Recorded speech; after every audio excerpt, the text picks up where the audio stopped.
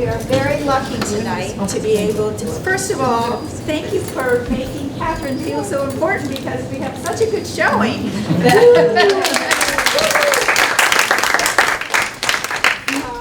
But everyone knows Catherine Nourse. She has the food truck VEG OUT at Nourse Farm. She believes in agriculture, nutrition, food prep, and community, and bringing it all together. She loves food, she loves eating, making, and she loves the science of food, which interests me. She is a registered dietitian. She is the nutrition coordinator and an adjunct faculty member at Quinsigamond Community College. And let's have some food, facts, and fun.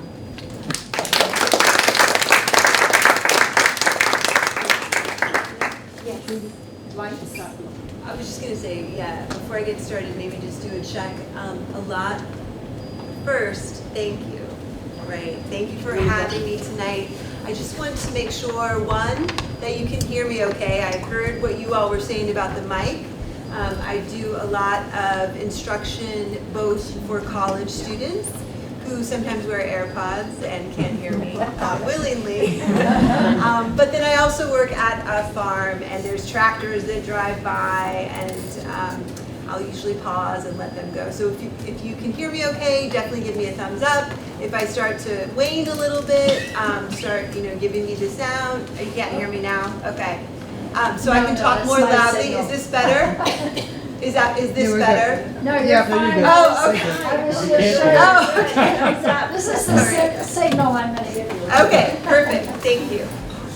And then also was about the light. I do have a short presentation that gets at some of the connection between the science, the food, and the nutrition. And of course, for those of you that know me, I love a great or even not so great food joke. So those will be woven in as well to the presentation. And if you have one and you want to share it, by all means, this is on Westborough TV, so let's let everybody in town know about that as well. And yeah, we'll get started. You will have a few things to sample because I do believe I love to eat. I love to share that love of eating with others. But if it's not something that you're interested in, that's okay too. We do have handouts with all of the recipes on them. And you even get to be a little bit of a food critic tonight too. So who knew all this fun could happen on Wednesday night at Garden Club? All right, so OMG, welcome. It did not rain, so you're all here, which is fabulous. Oh my Gourd, this is a discussion about the other fall orange vegetable. And even though today, I forgot to wish you all, does anyone know what today is? October 26th? Who told me this? Yes, National Pumpkin Day. So I wore my jack-o'-lantern socks in full celebration of the time. So happy Pumpkin Day. We're going to talk about sweet potatoes, and it's all related. I've got a nice photo here. I know it's been rainy and gloomy the last few days, so I wanted to bring at least a little bit of a pretty sunset from Nourse Farm. Hazel gets to see those all the time, but I thought the rest of them should too. So we will go ahead. Do you want to? That would be great. Thank you. So one of the things as a dietitian that I think is really important, a lot of times as a dietitian, people, sorry Charlotte, some people think that I'm a little bit of the food police. Suzanne, you can probably attest to that too, right? Yep. So one of the things that I really love is being able to interject humor into all of my discussions because it's fun. So what I've got on here, and you already know the answer to it, but what vegetable is kind to everyone? 1, 2, 3, what is it? Sweet potatoes! That's right. You're great, nice job. All right, so already we're getting compliments on what we're doing here together, which is fabulous. So we'll all be very kind, just like the sweet potato, and have a wonderful experience together tonight, which is the next slide. All right, so what are we going to do? Well, a couple of things. I want to make sure that we're able to get to know the kind vegetable just a little bit more. And what I'm hoping that we're going to be able to do is that we're going to sow some seeds of knowledge, right? So you'll be able to come away with 3 or at least 3 new facts about the sweet potato. Now, this is the Garden Club, so you may already know a lot of this, but maybe not. I also want us to be able to dig in, right, to sample some of the recipes. 1, I prepared in advance.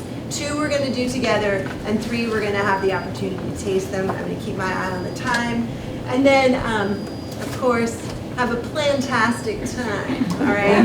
Because we are here to get, I know, right? They're so bad. But everybody needs a clean joke, and it's kind of fun to laugh together, right? We've all been so serious over the last 2 years. It's kind of fun to laugh and get some of that. So keep them coming. So that's what I'm hoping we'll do, and here's how we're going to do it. Next slide. So, right, we've got, and a lot of the photos are just taken from my own phone. Most people have photos of their children on their phone. I have photos of my food on my phone, and so that is a leftover day at our house where we had spinach, sweet potato, yay, black beans, and some salsa. It was delish. Additionally, right, I want to talk a little bit about the differences between the yam and the sweet potato, right? I am what I am, or am I? I'm not so sure. And so one of the things when I was preparing for this discussion was how all that confusion came about. So that was pretty interesting to learn. Some GYO, right? This is Garden Club, so grow your own. Does anyone in here currently grow sweet potatoes? Sweet potato Right, vines. not sorry. Sweet potato vines. Sweet potato vines, right? Yeah. So great. So you'll be able to really help. I don't really do that part of it. I just kind of have the good fortune of getting to work at a farm where we have wonderful produce. So, but UMass Extension has some great resources, and we actually have people in the community that do it too. So I'll be looking back to you. That's great. And then of course the sampling of the recipes. And the recipes we'll talk a little bit more about, but I've got 2 savory and 1 sweet. So even though they're all sweet potato focused. All right, next slide. Okay, so you may remember this from my previous discussion. A lot of times, in addition to humor, I like to be able to anchor my discussion with the whole aspect of eating, right? You heard Trudy's introduction, I love to eat. It's very, very handy that my husband's family has a farm. So from my perspective, Wendell Berry, who is a farmer and a poet and a pretty great essayist, had a phrase that has stuck with me over the course of, 20-something years now. And the phrase is, eating is an agricultural act. And this is taken from his essay of the pleasures of eating. Doesn't that just sound nice, the pleasures of eating? So as I use different elements of his essay in the work that I do, this is something that anchors a lot of the discussions that I have, simply because it mentions eating and it also connects us to the agriculture that helps make the food, right? And then the other part of that is the word act. It's not a passive experience. You're doing something, right? There's a whole interesting thing that's involved with taking things from your plate, putting them into your system, the mechanical digestion that starts, the chemical reactions that occur, and all of the ways that food gets to use, or your body gets to use the food that it's ingesting. So, sciencey part. So that's one part of it, right, that I like to really remind people. And the next slide actually features the same tips that you may remember from my talk a few years ago that really allows us, when we are practicing eating as an agricultural act, he, Mr. Berry, lays out tips for doing things responsibly, right? And so one of the things that is really important as we think about choices, right, as we think about deciding what we're going to put on our plate and eventually in our body, there should be some responsibility within that, right? Like Spider-Man's grandpa said, with great power comes great responsibility. So there is really that option. And so one of the levels of responsibility behind what I've gotten to do over the last few years in starting a plant-forward mobile food business, don't say that too fast, but I've really been able to very deliberately choose the types of menu items that we want to develop and the way that we really want to keep health of the person and health of the planet at the forefront of those menu items. So there is a little bit of that woven into the presentation as well. I already know that you all know all about participating in food production, so I will leave that one alone. I know that a lot of you already do a lot of the preparing your own food. Hopefully tonight you'll get a couple of new recipes that you can try at home as well.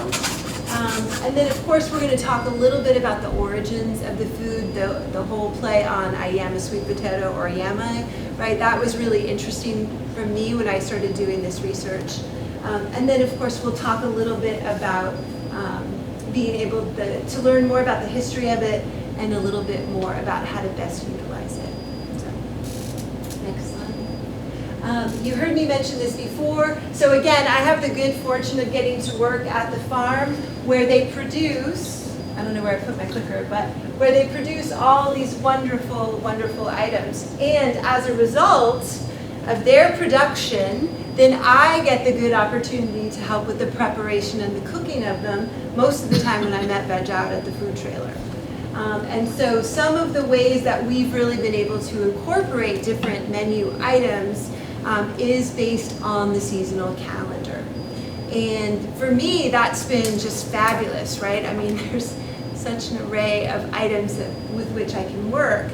But some of our popular ones for the fall, since this is fall, right? We had underneath the sugar pumpkins and the apples and the squashes, we came up with a harvest salad that was really, really popular with roasted vegetables in it. We also, under the carrots, came up with an apple and carrot slushy that was an alternative to a smoothie. A lot of our younger customers really like that. And then one of the ones that really let us kind of really expand the season was our Nourse Farm 9 signature soup.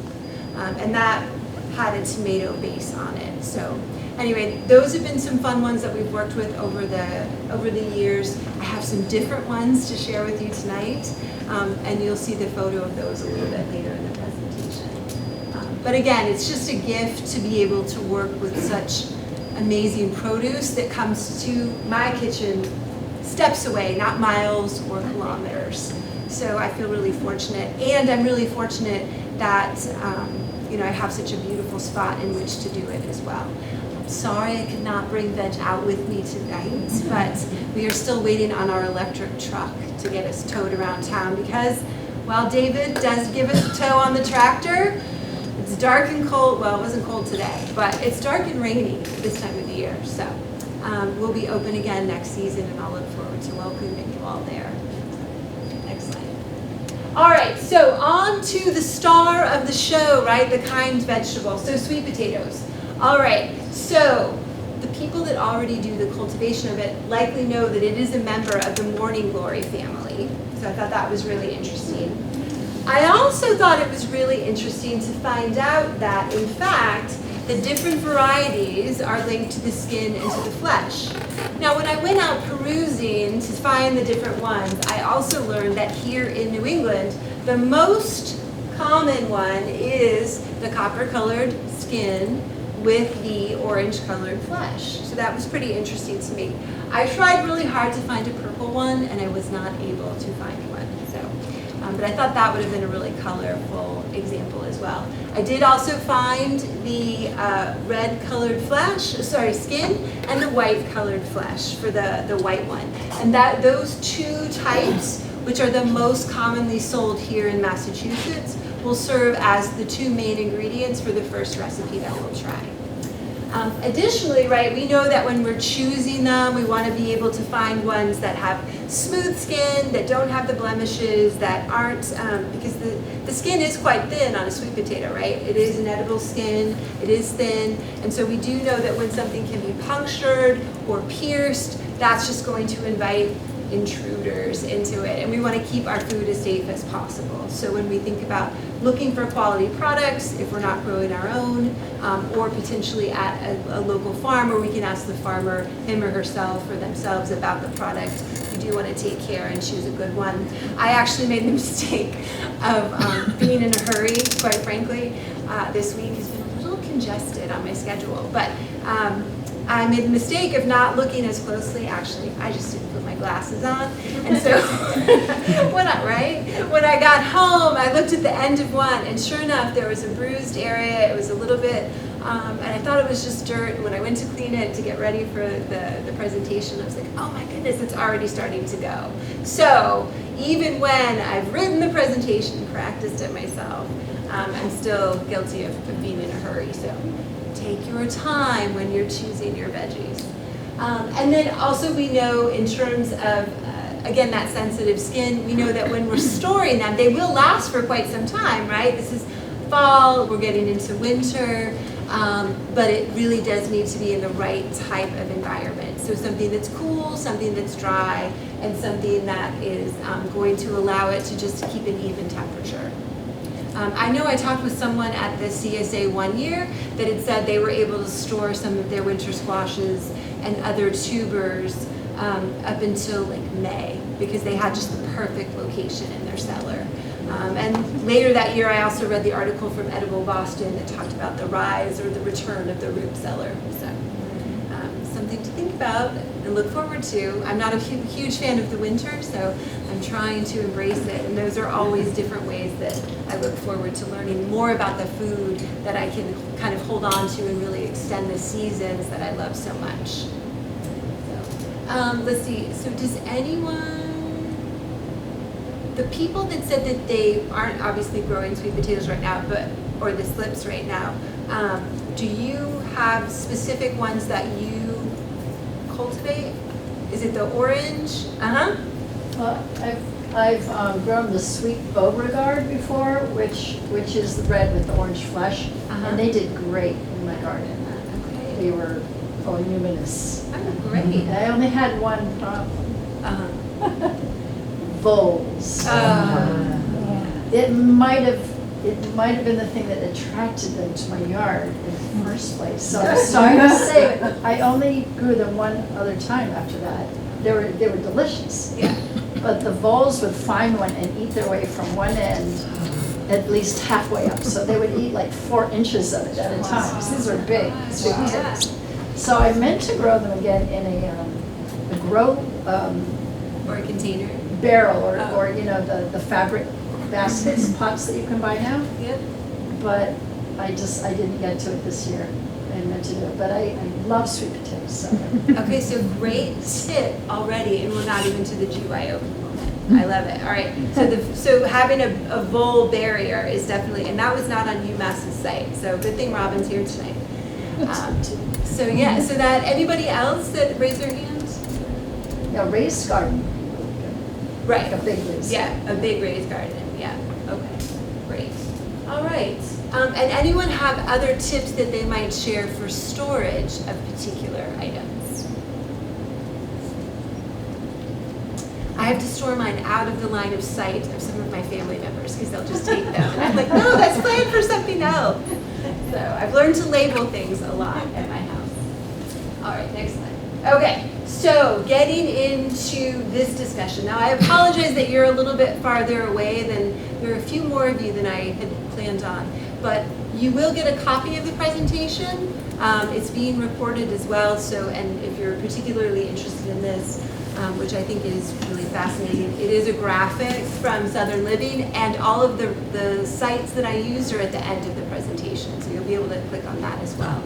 But I thought the graphic was really helpful in terms of laying out the differences between a true yam, which is seen on the left-hand side of your screen, and the sweet potato, right, which is similar to the one that I held up, but also sometimes called a yam. All right, so does anyone know this story? Not yet, okay. All right, so again, as I was preparing for the discussion and learning a little bit more about the history of the sweet potato, or at least the orange sweet potato that we have to use tonight, I learned about 3 interesting points where there's been confusion between calling something a yam and using yam and sweet potato as a synonym.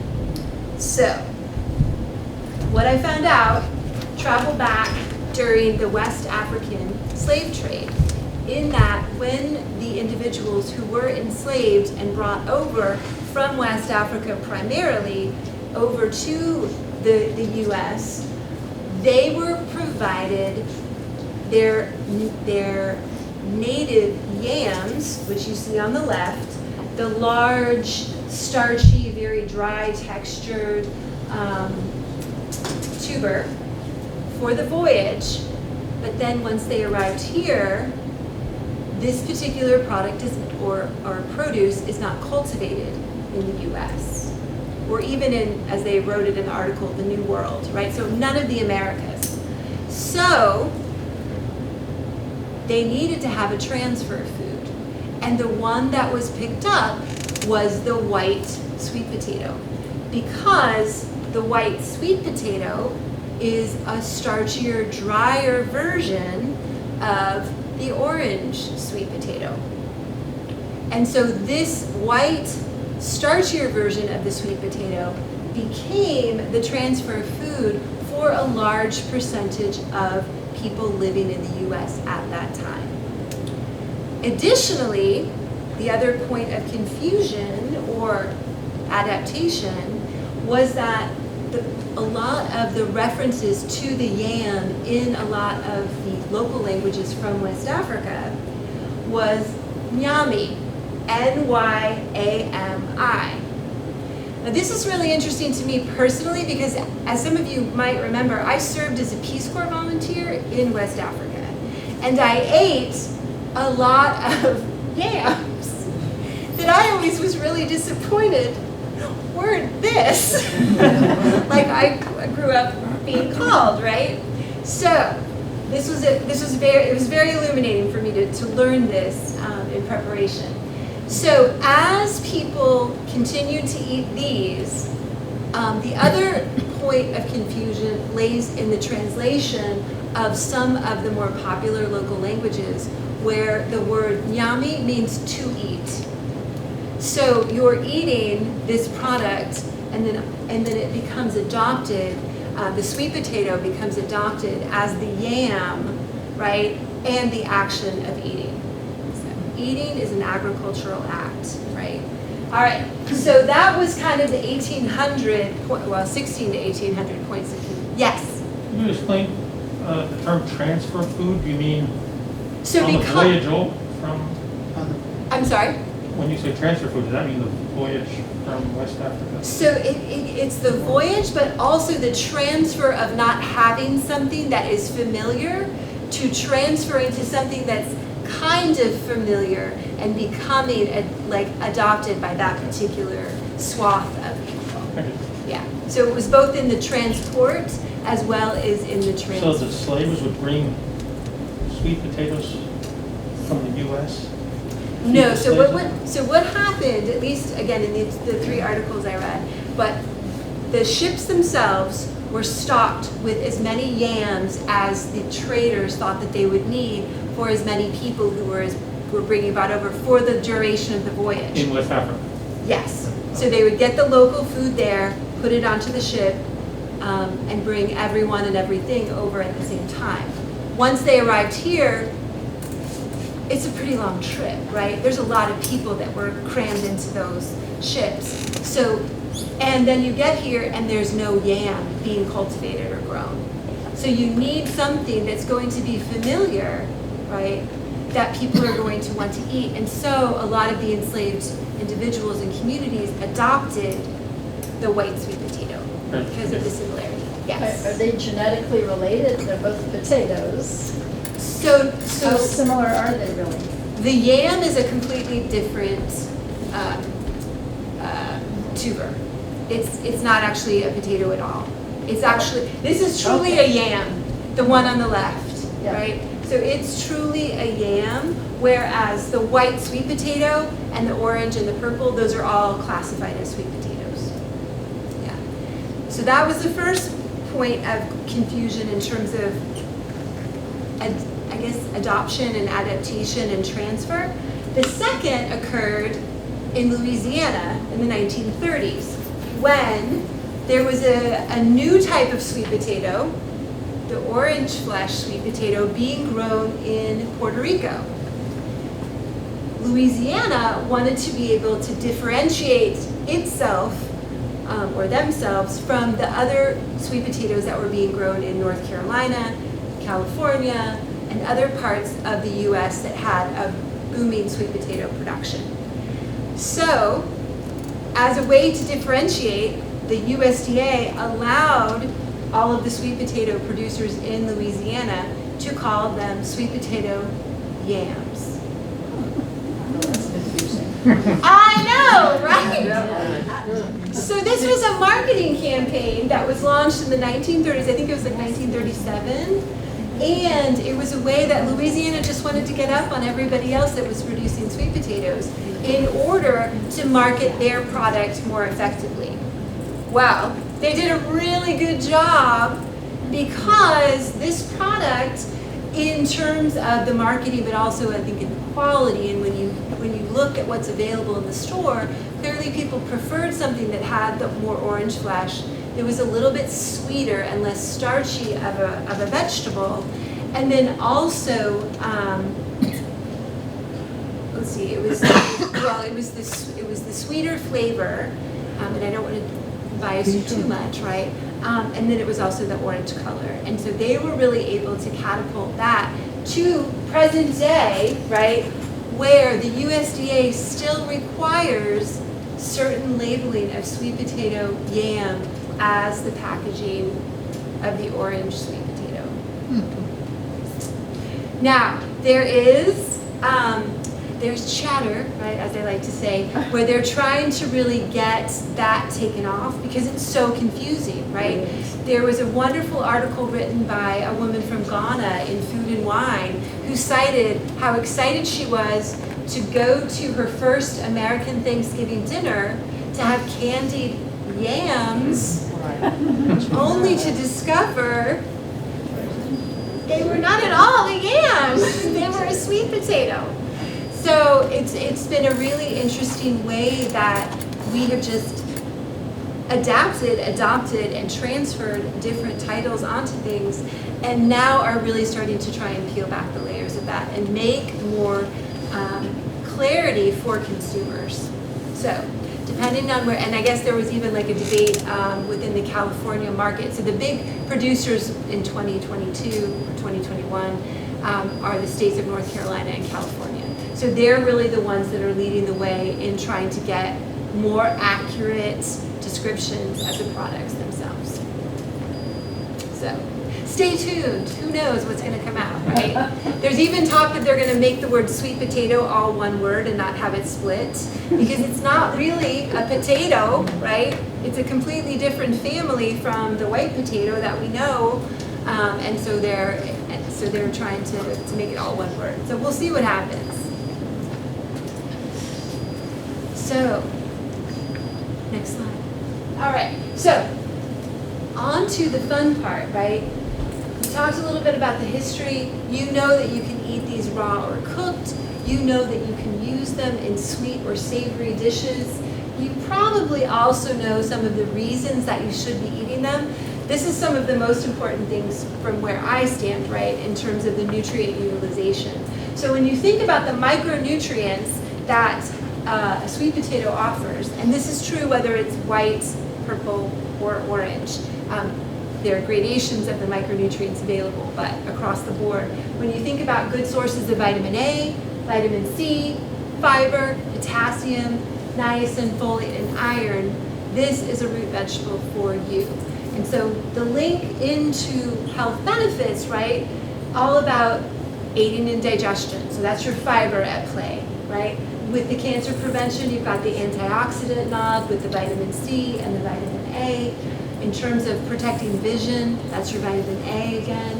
And then support of the cardiovascular health, that is essentially everything that's listed up there.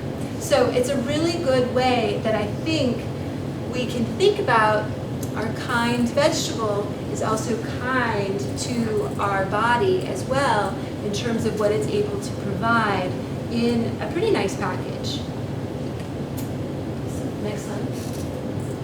All right, we talked a little bit before about the grow your own. and we have some folks in here. This is taken directly from the UMass Extension site. So again, we talked about the cold sensitivity with the skin. It's also true in terms of when the frost-free period needs to be. And I know that's pretty variable here in Massachusetts, right? Sometimes we have a really late frost, as Farmer John likes to remind me, sometimes we have an earlier one. So really looking at what that timeline is. We know that it grows from slips. We know that it does well in the loam soil, but then also hearing about our friends, the voles and the predators, that they have good taste too, right? So we want to look out for them. And then talking about the internal temperatures. So that's more of the agricultural science. The extension, UMass Extension does provide some additional resources on that as well. Anything else that in your experiences in growing them that you would share with the group? All right.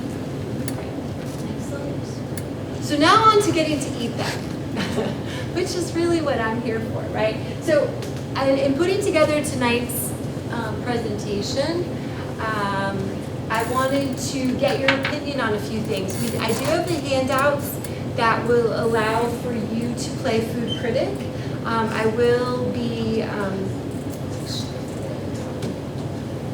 I pre-made the chili because I didn't know how I was going to do that and do the presentation. So I have that pre-made. You'll still get to sample it and you still get all the recipes. So you've got the 3 recipes and you've got the food critic food critic feedback participation form as well.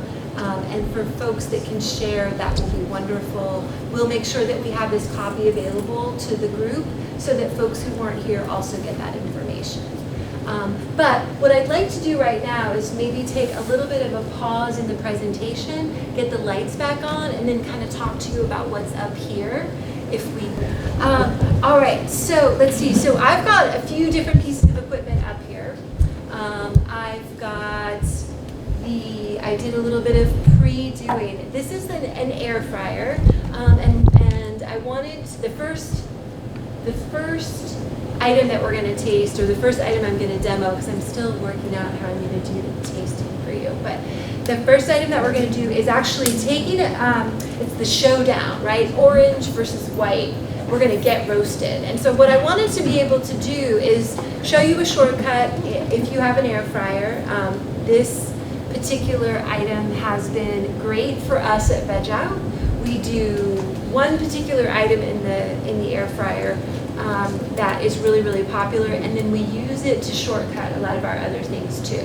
And roasting smaller batches of vegetables is quite nice because it gets up to temperature really, really quickly. And when I was preparing for, it also lets you know when it's working. And then there are so many different kinds on the market. I wanted to talk with people in here that might have them as well. So the first thing that we're going to do, do you need some help? Yeah, could you just, there are the handouts right there at the welcome table. Yeah, because that way people can follow along on the recipe. The recipes are on one side and the feedback is on one side. Okay. So if you want to follow along, make sure I get everything that I'm supposed to. That's really helpful. I am going to go ahead and start. The first one really just is looking at what I'm hoping that you're going to be able to do. First of all, does anyone eat the white sweet potatoes on a regular basis? Yeah, because of your CSA. You do now because of the CSA? Okay, great. Yeah. And you do as well? So do you prefer them over the orange? I do, yeah. Yeah. Yeah, I do. So this was the other thing that I learned as a Peace Corps volunteer, that patat meant sweet potato, but it was this sweet potato. So I was learning all kinds of great stuff about tubers. So yeah, Does so it have the same texture on the inside? Because sweet potatoes when you cook them get kind of soft. So that's what we're going to be looking at. Thank you. That was the perfect segue. Yes, that is actually what we're going to be looking at. I'm going to cook them both. We're going to season them exactly the same way.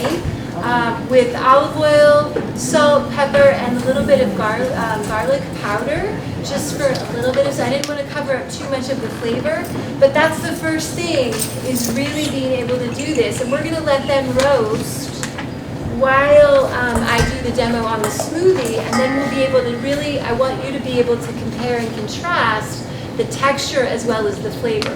So that's why we're going to cook them together, and that's why we're going to use the same seasonings on them. So for the people that do already prepare these at home, either version, how do you all normally eat sweet potatoes? I feel like a lot of times it's, my son is like sweet potato fries. What? Fried, yeah, sweet potato fries, yeah. Baked sweet potatoes, yeah. Roasted too. Yeah. Roasted, uh-huh. Mashed, yep. So, then we're just gonna do straight up roasting, right? We're gonna add a little bit more, because I added a few more in here. And then we're gonna season them and let them go, and then we'll do the taste test. I know one year I made sweet potato chips in my dehydrator. That was a really fun experiment. It took a while. And once I got the hang of it and could put it on at night and wake up and have them for in the morning, it worked out pretty well.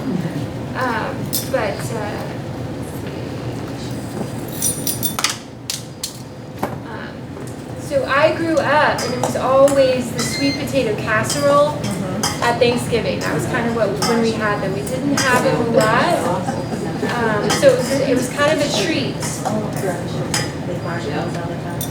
Oh, of course, I'm from Georgia. Everything has marshmallows on it. Yeah, oh yeah. And my sister, to this day, right, she's in her 40s now, she's like, I still have to put the marshmallows on top. Yeah, it's a big deal. And she's a total foodie too, so it's always funny when she sends me a little photo of that. So we'll get these going. Preheated the air fryer. How many people in here have an air fryer? How often do you use it? Weekly, yeah. Weekly, a lot? Yep. Okay, great. And what's your favorite thing? You can just shout out, because I'm not able to stir and look at the same time. But what's one of your favorite things to prepare in that air fryer? French fries. French fries?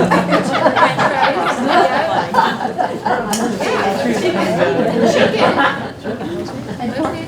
Cooks chicken really well. Yeah, it does. Tender, very tender. Okay. So I was always a little skeptical. Storage is always an issue for me, and so as long as I can use a piece of equipment for multiple items, then I feel like it's a good thing to go ahead and turn this up, because I'm Brussels sprouts, I hear, are really yes, good. they are. They are really, really They're good. so easy to clean though. Oh my God. Exactly. So we'll get that going, and we'll let it do its thing. If I could have, nope.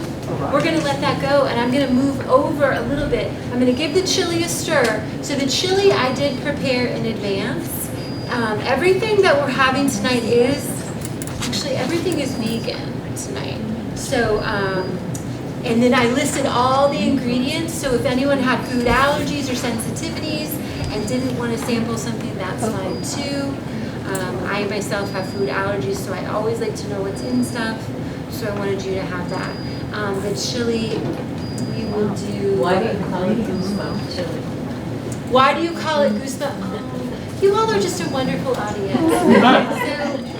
So one of the things that we love about VEG OUT is that it is a vehicle for food, and it's also a fun way for me to get to work in any kind of food joke, pun, or whatever I can into the situation.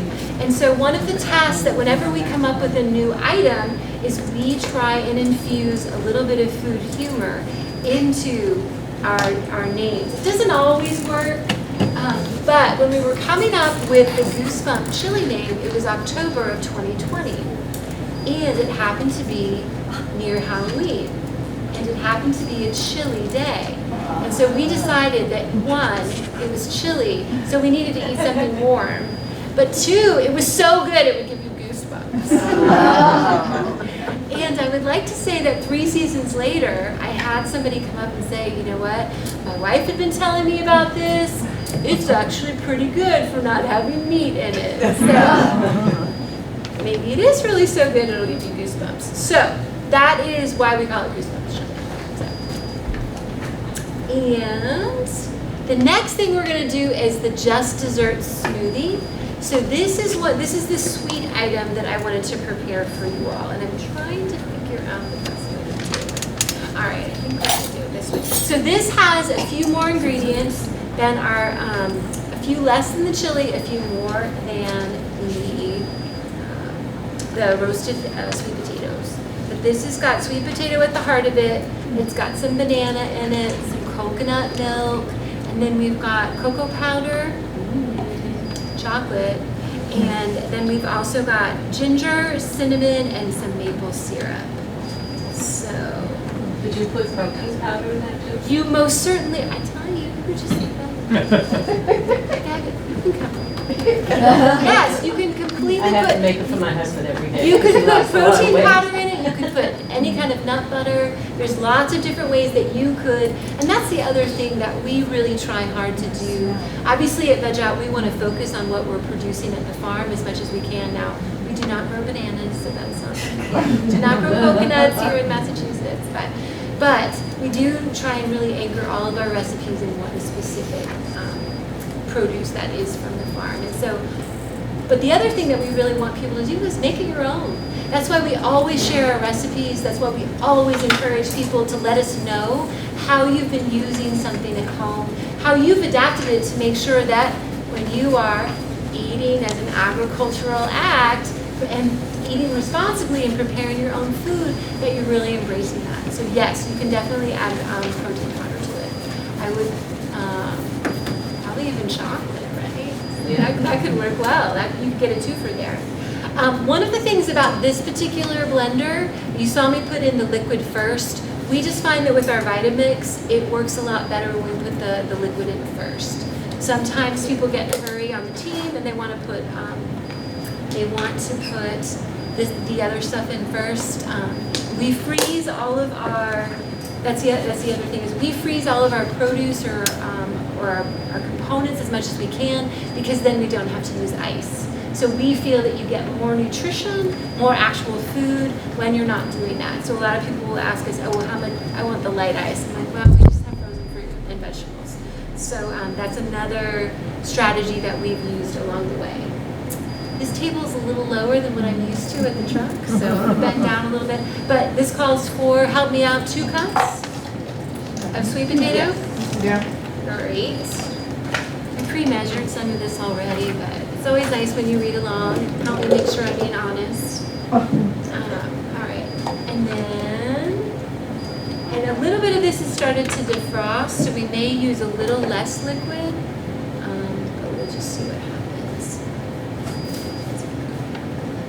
All right. How do you prepare the sweet potato beforehand to then freeze? Do you boil it or? So it kind of depends. Okay. Sometimes we will, it depends on the recipe. Sometimes we'll roast it if the recipe calls for that. And this recipe that you have, you can do, this is actually raw.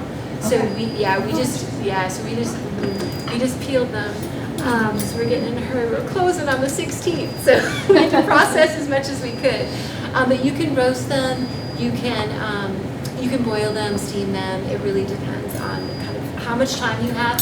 Maybe you've got an air fryer and you can just put it there and then put it right in. So, how much maple syrup? Is it a tablespoon or a teaspoon? Maybe a All right.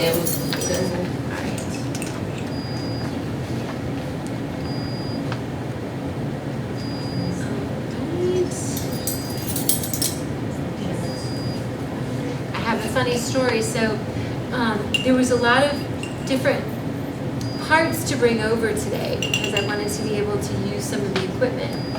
And as I was putting everything together, I laid one thing down, and fortunately, my husband found it before I had to do the presentation with you all. So that was what where the cocoa powder, the ginger, right? That's right at a teaspoon, yes? Half a teaspoon, okay. And what? A teaspoon of cinnamon, all right. Yes, this was the hotly debated spice when we were testing this recipe. So I tested this with the team prior to closing for the season, and the cinnamon was the one they really, really liked. I thought it would be the cocoa powder, because most of the folks I work with are teens, but they really liked the cinnamon, so go Team Veg Out. All right, so usually, I'm just gonna check this, make sure. All right, these are still looking good. We're gonna give them a little bit more time. I'm gonna go ahead and blend, so that's the loud part of the experience. And then we'll see what our yield is. We may have to do a second one. All right.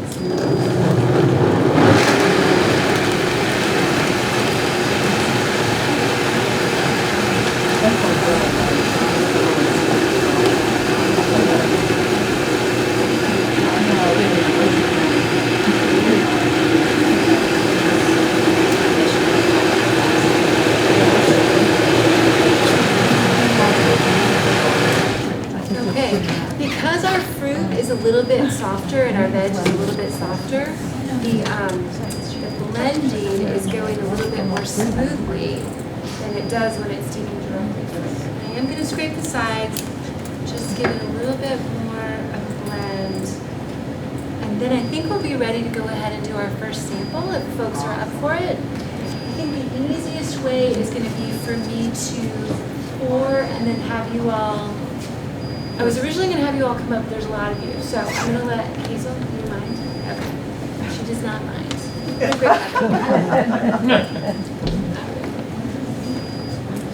See, I wore the apron. We can use our cups for. Oh, I got sample cups? Yeah. Kathy, you want to do it in these cups? I'm sorry, I'm not under. You want to do it in these? Yeah, I'm going to do those. What was your question? Oh, if we could reuse the cup, so I don't need to like have 3 for these. So from a standpoint of the environment, sure. As long as you know exactly which one is yours, that's totally fine. Cool. Yeah. From the food safety standpoint, we're usually required to give new ones, so yeah.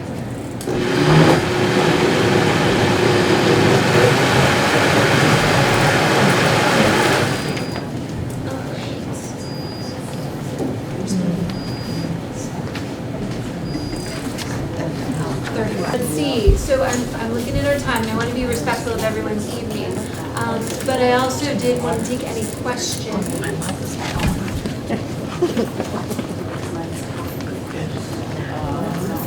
Yeah, so this is the chance, right, I kind of explained this before, you all have a chance to think about, all right, what did I like about this? What would I change about it? How would I make it really special for my own household? Would I eat it again? Would I tweak it? All that good stuff. And that's ultimately, right, when we go back to anchoring how we started the discussion, feeding is an agricultural act. The other point that I like to remind a lot of my students or a lot of my community members is that we have to eat every day, right, to stay alive. So we might as well really enjoy what we're eating. We might as well really be able to get all the nutrition that we need from our food. And so when we think about reading a new recipe or trying a new food, well, how do I really make it work for 13 Ruggles Street? Or how do I make it work for the Veg Out community? How do I make it work for my students at Quinsigamond? So those are all the ways that, and we try and infuse this into the work that we do so that you can go home and veg out there too. But there were a few questions that came up. No, I did not make the chips. That would be really great, right? I would be really impressive if I did that for tonight. But I did not do that. I bought them and I saved the package. Can you ask them? Catherine? Yes. Can I ask Betty to Oh, but of course. What a great question for the Q&A. If anybody wants extra stuff, I made extra. Yeah, there's a lot of extra. You can come up. You can get it after. I'll have to clean up, obviously. I don't know where the bag is. Oh, there it is. Someone asked about the chips. So I was like, I know I saved the bag because someone would. So it's the late July multi-grain sweet potato. So that was the brand I found. I thought that was very topical for today. Any other questions that you might have? So I've never seen the red skinned sweet potato in markets. Okay, yeah. So where did I get this? Yeah, so I actually got this at the Stop and Shop on Lyman. Since I knew I was coming here, I checked out the grocery stores around. They have them? They did. It was mislabeled. Oh.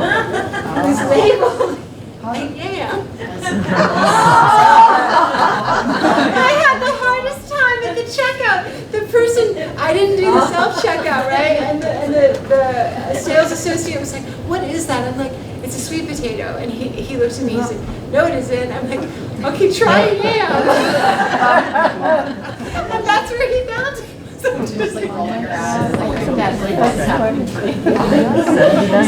I really, at that point, I was just really having a lot of fun, and I thought, please someone ask me where I got it. So. But you can get them, you can't get them at all of the grocery stores. I would imagine if you're interested in getting the white variety, definitely call ahead or see if they have it advertised, since we're kind of into that You season. realize that 40 people are going to walk in now?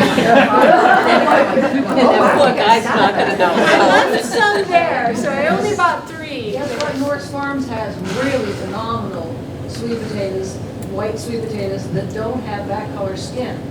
They have It the almost looks lighter. like it has no skin at all. Okay, Mm. and they're phenomenal.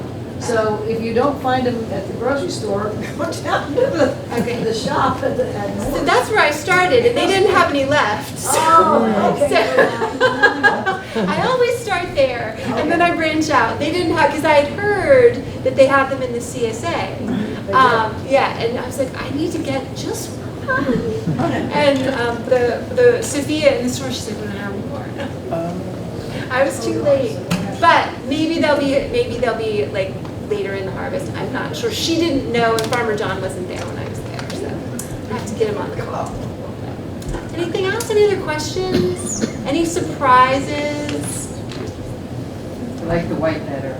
You like the white better? Was that surprising? Yeah. Yeah. The white is very good. So I used to eat this. This was so in the community where I lived in Cameroon, the white sweet potato was my weekly treat item. We had a lot of cassava and okra where I lived, and yeah, and that was good, but this was my special treat. So I would make this with the peanut sauce, and it was delicious. Yeah, it was really, really good. Yummy. So, So yes. did the locals prefer the New World sweet potatoes over their yams? The starchy yams? No, yams were still the big hit in my community over the sweet potato. These were only available, we had a village market one day a week in my community, and these were only ever available at the local market on a weekly basis, whereas yams, everybody was growing in their own plot. I even grew some. So when I moved to the United States, was the first time I saw a orange flavored, orange colored sweet potato. I knew the white one as a patat, Right. but it's sweet patat, which is a sweet potato, right? And I was and then people started talking with their accents, and it was yams, it wasn't sweet potato. And the recipe says yam or sweet potato. Which one? Where? And I know it's orange. Only you, Henley. All right. Well, any other questions that you have, or just observations? Yes. Sweet potatoes, I'm reminded of a interesting story. Some of you probably know about the Biosphere 2. They were going to stay in for 2 years, a crew of 8 people or something, and they quickly had arguments and broke into 2 factions that wouldn't speak to each other and everything. But the sweet potatoes are such a vigorous grower. They had a lot of problems. They had pests in there. They're wiping out crops. The sweet potatoes was the one thing they could grow reliably. And they ate tons of sweet potatoes, and by the time they came out, they were all orange. Well, it kept them alive, you know. So that is something to keep in mind, right? And the recommendation, right, of orange vegetables does fall in line with the fact that with our fat, we do absorb that beta carotene. Anything else? Yes. Number one, this was wonderful, this was a great experience. And for me, it tasted better than I thought it would, and the flavors were so different. And then I thought, the mixture, I'm saying to myself, how's that really gonna taste? And all of it, of course, this was like rocket fuel for me. I can't take much hot food, but bottom line is, they're all fantastic. And so weren't the little, to compare the orange and the white, those were scrumptious. Great. Well, again, Trudy came to talk this summer, and fall seemed a long way away. But I'm so thankful that I got to spend the evening with you all and help you practice how eating is an agricultural act. And last but not least, since Halloween is coming up, I'll leave you with one final from our vegan witches, red potato, beard corn, and head of lettuce, which you can make up. Thank you.